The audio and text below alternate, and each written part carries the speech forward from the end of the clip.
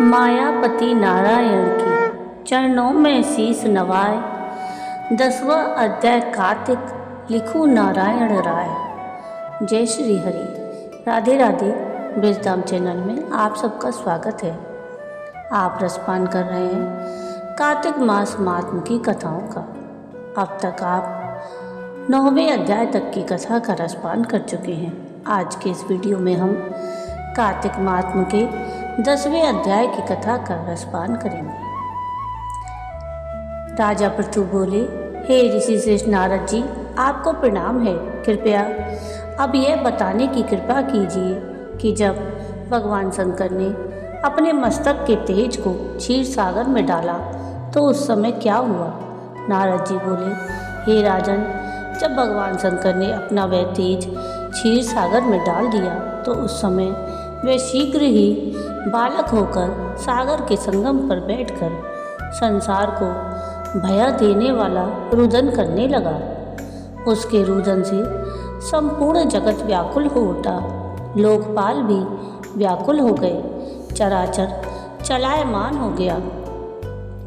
शंकर शोभन के रुदन से संपूर्ण ब्रह्मांड व्याकुल हो गया।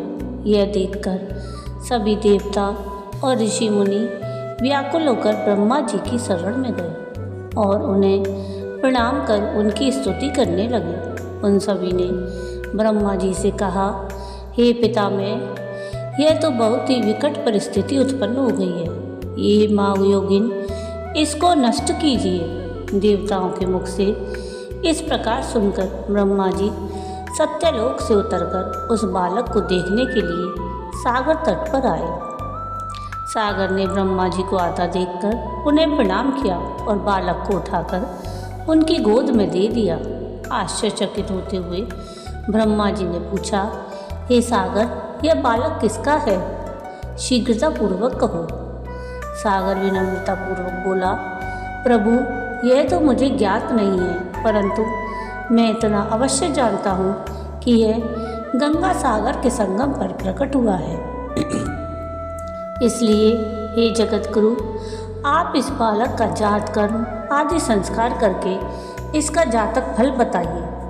नारद जी राजा पृथु से बोले, सागर ब्रह्मा जी के गले में हाथ डालकर बार बार उनका आकर्षण कर रहे थे। फिर तो उसने ब्रह्मा जी का गला इतनी जोर से पकड़ा कि उससे पीड़ित होकर ब्रह्मा जी की आंखों से अश्रु टपकने लगे। ब्रह्मा जी ने अपने दोनों हाथों का जोड़ लगाकर किसी प्रकार सागर से अपना गला छुड़वाया और सागर से कहा, हे सागर, सुनो, मैं तुम्हारे इस पुत्र का जातक फल कहता हूँ। मेरे नेत्रों से जो यह जल निकला है, इस कारण इसका नाम जलंधर हुआ।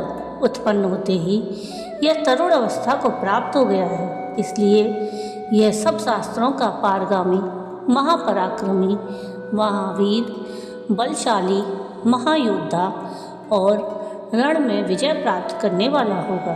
यह बालक सभी दैत्यों का अधिपति होगा। यह किसी से भी पराजित न होने वाला और भगवान विष्णु को भी जीतने वाला होगा। भगवान शंकर को छोड़कर यह सबसे अवध्य होगा। जहाँ से इसकी उत्पत्ति हुई है, यह वहीं जाएगा।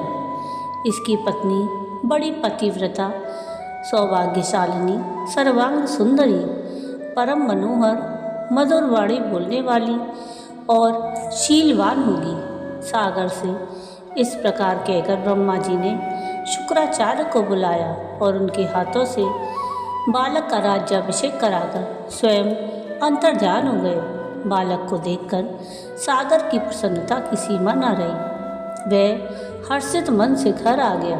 फिर सागर में उस बालन का लालन पालन कर उसे हष्ट पुष्ट किया। फिर कालनेमी नामक असुर को बुलाकर वृंदा नामक कन्या से विधि पूर्वक उसका विवाह करा दिया गया। उस विवाह में बहुत बड़ा उत्सव हुआ। श्री शुक्राचार्य की कृपा से पत्नी सहित जलंधर दैत्यों का राजा हो गया। जय श्री हरि। तो ये थी कथा कार्तिक मास महात्म के 10वें अध्याय की। अगले वीडियो में हम कार्तिक महात्म के 11वें अध्याय की कथा का रसपान करेंगे। आपको आज का ये मेरा ये वीडियो कैसा लगा मुझे कमेंट करके ज़रूर बताइएगा। और अगर आपको आज का मेरा ये वीडियो पसंद आया हो तो प्लीज़ इसको लाइक शेयर ज़रूर कीजिएगा और प्लीज़ मेरे चैनल को सब्सक्राइब कीजिएगा और कमेंट में राधे राधे ज़रूर लिखिएगा। वीडियो पूरा देखने के लिए थैंक यू। राधे राधे।